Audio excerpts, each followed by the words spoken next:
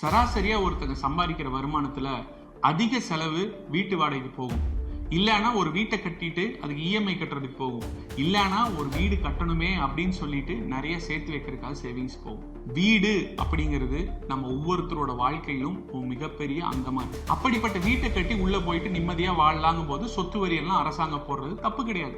சொத்துக்கு வரி போட்டு அந்த வரி மூலமா அங்க இருக்கிற ஃபெசிலிட்டிஸ் எல்லாம் பெட்டரா பண்ணி கொடுத்தீங்கன்னா நாங்க இன்னும் நல்லா வாழலாம் அப்படிங்கிறதுக்காக அந்த வரி வாங்குறீங்க. உள்ளாட்சித்துறைக்கு தான் அந்த வரி போகுது. ஆனா ஒரு கடையில போய் தோசை சாப்பிட்டு 10 ரூபாய்க்கு தோசை இந்த அளவு நல்லா இருக்கு, இன்னொரு கடைக்கு போலாம் 100 ரூபாய்க்கு சாப்பிடலாம்னு சாப்பிடும்போது 10 ரூபாய் விட தரமும் டேஸ்டும் எல்லாமே நல்லா இருக்கும்னு சொல்லி தான் போவோம். நல்லாவே இல்லைன்னு வச்சுக்கோங்களேன், நம்ம அந்த கடைக்கு போக மாட்டோம். அதுக்கு நான் 10 ரூபா தோசையே சாப்பிட்டு போனேன், 10 ரூபா தோசை 100 ரூபா கொடுத்து ஏன்டா சாப்பிட்றோம்னு நினைப்போம். கரெக்டுங்களா? இது ஏன் நான் உங்ககிட்ட சொல்றேன்னா, இன்னைக்கு மழை மக்கள் அவ்வளவு அவதிப்படுறாங்க, இவ்வளவு சிரமப்படுறாங்க. 2022 ஏப்ரல் மாசம் சொத்து வரி ஏத்துனீங்க.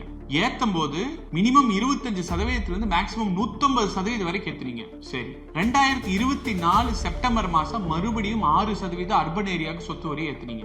22 மழை வந்தப்போ நாங்க கஷ்டப்பட்டு தான் இருக்கிறோம்.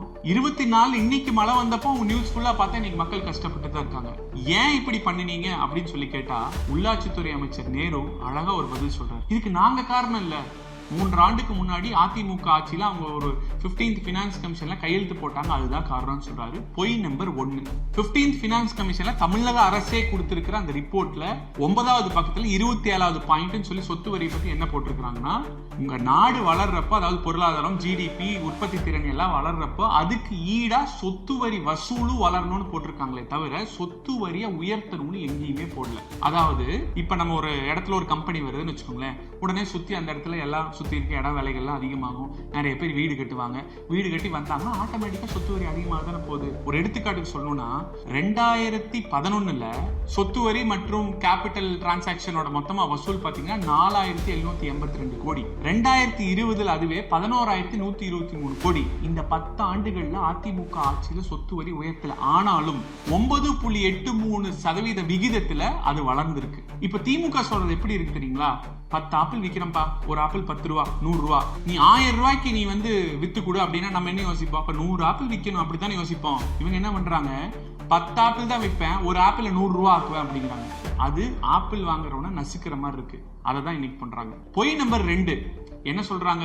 இந்த 2021 2026 நாங்க இப்படி சொத்து வரி உயர்த்தலைன்னா மத்திய அரசு கிட்ட இருந்து வர்ற 4.37 லட்சம் கோடி காசு எங்களுக்கு வராது அப்படிங்கிறாங்க. ரொம்ப வருத்தமா இருக்குங்க கேட்கறதுக்கே. ஒரு துறையின் அமைச்சரா இருந்தா அந்த துறையோட தரவுகள் டேட்டாவே தெரியாம இப்படி வளர்றாரு அப்படின்னு நினைக்கும் போது ரொம்ப பயமாவும் வருத்தமாவும் இருக்கு. ஏன்னா மொத்த இந்தியாக்கே இந்த 2021 26 வரைக்கும் இருக்கிற அந்த தொகை பாத்தீங்கன்னா 4.28 லட்சம் கோடி தான். தமிழ்நாட்டுல அது பாத்தீங்கன்னா வெறும் 25,526 கோடி தான். அதனால இதுக்கும் அதுக்கும் சம்பந்தம் கிடையாது. ஆக மொத்தம் திமுகவோட 96 2001 ஆட்சியில 98 ஒரு தடவை சொத்து வரி உயர்த்திருக்கிறாங்க. திமுகவோட 2006 2011 ஆட்சியில 2008 ஒரு தடவை சொத்து வரி உயர்த்திருக்காங்க. திமுகவோட 2021 2026 ஆட்சியில 2 தடவை சொத்து வரி உயர்த்திருக்காங்க. ஆக மொத்தம் திமுக இத்தனை ஆண்டுகள் ஆட்சியில் ஒவ்வொரு முறையும் சொத்து வரி உயர்த்திட்டு இருக்கு. இப்ப 2 முறை உயர்த்திருக்கு. இதை பத்தி நம்ம கேள்வி கேட்டா அவங்க கிட்ட சொல்றதுக்கு தரவுகளோ பதிலோ எதுவுமே இல்லாம 3.5 ஆண்டுகள் முன்னாடி ஆட்சி செஞ்ச அதிமுகவையும் சம்பந்தம் இல்லாத தகவல்களையும் சொல்லிட்டு இருக்காங்க.